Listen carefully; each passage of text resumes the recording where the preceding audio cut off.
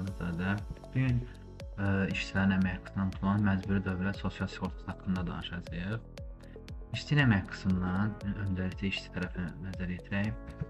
200 manata qədər 3%, 200 manatdan yuxarı olan hissənin isə 10%. Bu sığorta olunan tərəfindən tutulan məbləğdir. Sığorta edən tərəfindən isə, yəni müəssisə tərəfindən isə 200 manata qədər 22%, 200 manatdan yuxarı olan hissənin isə 15%-dir. Tutulum vergi cəlb edilməlidir. Gəlməsindən bildirimin özəlliyidir. Aşağıda indi avtomatik formuldadır. Misaldan 500 manat. 500 manatda işçi tərəfindən 36 manat, müəssisə tərəfindən 89 manat məcburi dövlət sosial sığortasına cəlb edilməlidir. Bu rəqəm necə tapılır? Deyirik ki, 200 manata qədər 3%, yəni 200 manatın 3% nə qədərdir? 6 manat plus 200 manatdan yuxarı olan hissənin isə 10%, yəni mən 6 manat üstünə gəldirəm.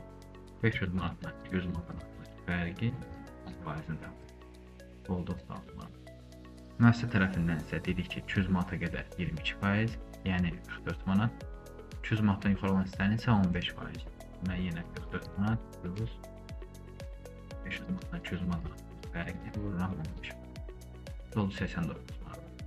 Başqa nümunələrdən gedərək, işçinin əmək haqqı 1000 manat oldu, 86 manat işçi, 164 manat şirkət tərəfindən.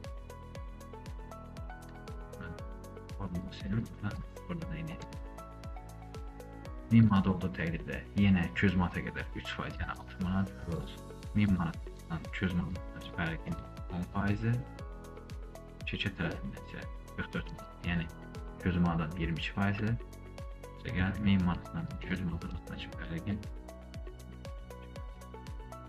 160